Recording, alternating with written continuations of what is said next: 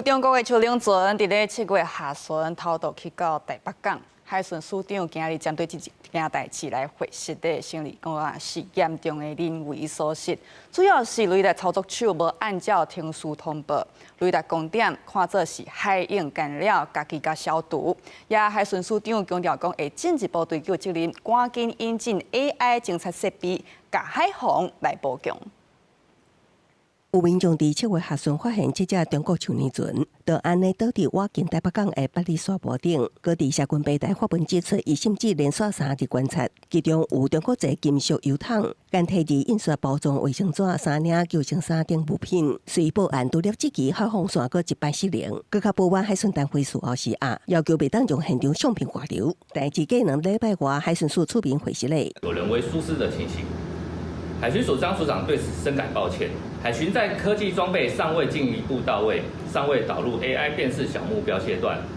高標準要求將人力效能與雷達敏感度發揮到極致，仍然無法達成零漏接的目標。根據了解，2名偷渡客頂個月23訂了8里沙坡民眾臨時報案，3者佇桃園逮捕，定義已經來勢7日。海巡署事後調查表示，起因是雷達操作手無依循 SOP 通報，將雷達光點誤判是海洋干擾，佮自行消毒，強調會追究責任袂安全。軍事專家提起，最近幾年類似的滲透至少有5件，對中樞防衛恐驚導紅燈。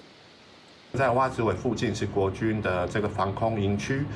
那這邊有配置相關的低空防衛飛彈，可以偷渡成功。它可能是在做一個測試。那如果在必要的時候，可能就由特種部隊遂行滲透進行破壞。根據海巡署指出，去年高達發生29件偷渡案，有71人，其中當中查獲22案61人，另外查獲率85.5%。只是除了去年5月伫桃園觀音海埔因着個雲南白仔囝偷渡案，2024年6月也發生中國查甫人駛快艇弄入淡水河，那也離開報案，即馬海巡佫將無法聯絡到防止偷渡的基因，設好設備無到位。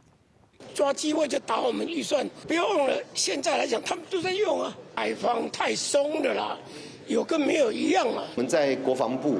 其實都有一些鼓勵漁民啊，一般民眾發現異狀或發現解放軍的軍艦通報的獎勵機制。那海巡其實也應該建構。王定宇提醒，對華利用海洋雜波定對咱國之試探，除了愛進一步強化空中海巡的感情力量，人的觀念甲專業性也愛提升，呼籲有欠點就愛趕緊檢討精進。記者綜合報道。